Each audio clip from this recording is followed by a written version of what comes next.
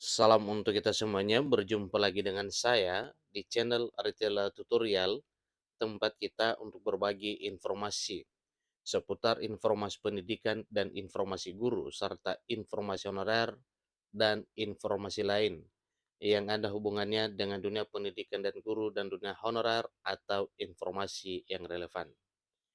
Pada pertemuan ini, saya menyapa seluruh Bapak Ibu CPNS yang mana Bapak Ibu telah berjuang untuk menempuh seleksi sehingga Bapak Ibu bisa diangkat menjadi calon pegawai negeri sipil, dan apa yang akan diberikan oleh pemerintah kepada Bapak Ibu setelah diangkat menjadi CPNS yang merupakan hak dari Bapak Ibu CPNS, yaitu salah satunya THR 2024. Nah, informasi terkini Bapak Ibu di sini disampaikan katanya Horeng CPNS juga bakal dapat THR 2024. Ini informasi per Jumat 15 Maret 2024.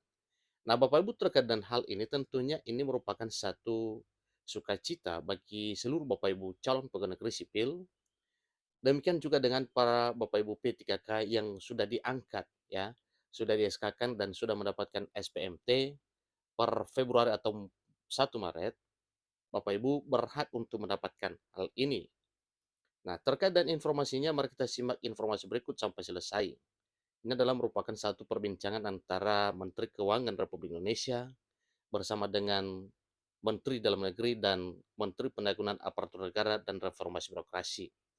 Sehingga satu kesimpulannya Bapak Ibu, bahwa CPNS berhak mendapatkan tunjangan hari raya atau THR 2024.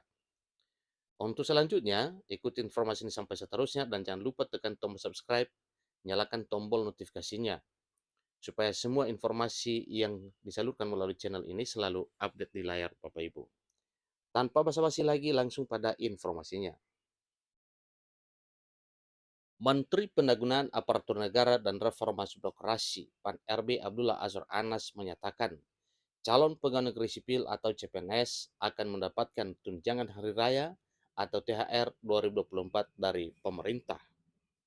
Informasi ini disampaikannya dalam konferensi pers tunjangan hari raya dan gaji ke-13 tahun 2024. Menteri Anas mengatakan ketentuan tersebut berdasarkan atas peraturan pemerintah nomor 14 tahun 2024 tentang pemberian tunjangan hari raya atau THR dan gaji ke-13 kepada aparatur negara, pensiunan, penerima pensiun, dan penerima tunjangan tahun 2024. Nah, satu pertanyaan Bapak Ibu, siapa saja penerima tunjangan hari raya atau THR dan gaji ke-13? Pertama, ada pegawai negeri sipil atau PNS dan calon pegawai negeri sipil atau CPNS. Kedua, ada P3K. Dalam hal ini adalah para pegawai pemerintah dengan perjanjian kerja atau P3K. Jadi honorer yang sudah diangkat menjadi P3K berhak, ini kata Anas di kantor Kementerian Keuangan di Jakarta Pusat pada Jumat 15 Maret 2024. Lebih lanjut, Anas menambahkan, tunjangan hari raya juga berhak didapatkan oleh prajurit TNI dan anggota Polri, pejabat negara, wakil menteri, staf khusus lingkungan kementerian atau lembaga, dewan pengawas KPK, pimpinan dan anggota DPRD, hakim, hakim ad hoc, pimpinan lembaga penyiaran publik, dan non-pegawai ASN yang bertugas pada lembaga penyiaran publik. Semua hal ini mendapatkan tunjangan hari raya atau THR di tahun 2024.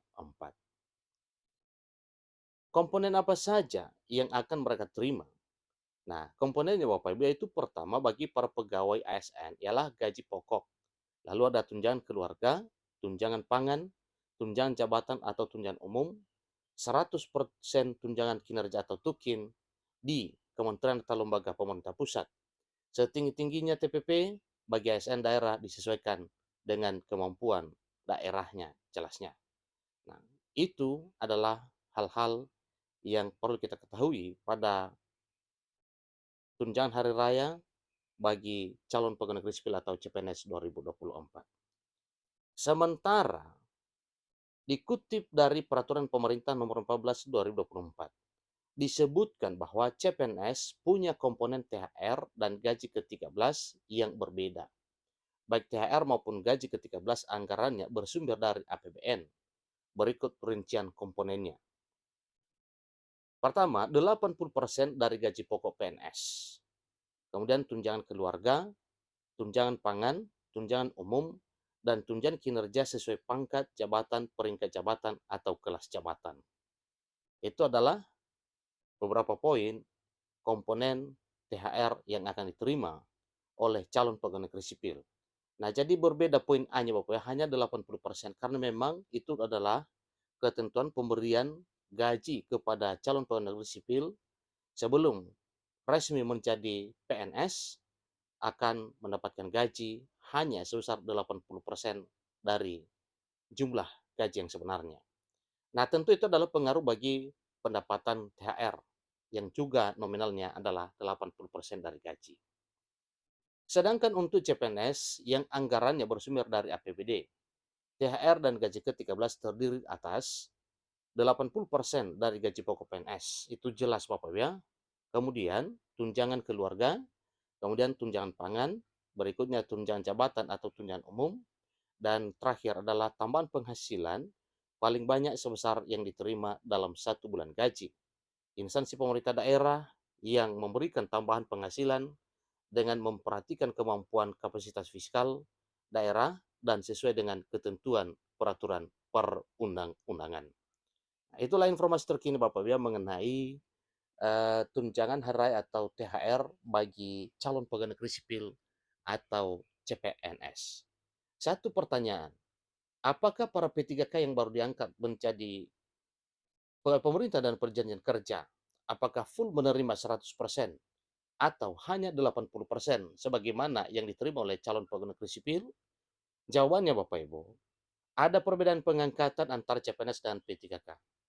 Kalau pengangkatan PNS harus melalui jalur calon pegawai negeri sipil atau CPNS, yang mana ketentuan pemberian gajinya adalah 80% dari gaji yang sebenarnya.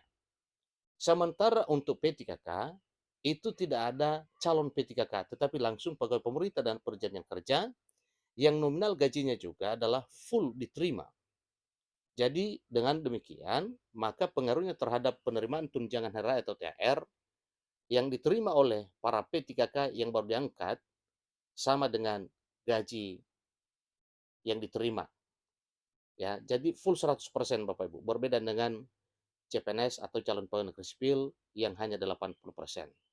Demikian informasinya, sampai ketemu pada informasi berikutnya. Terima kasih.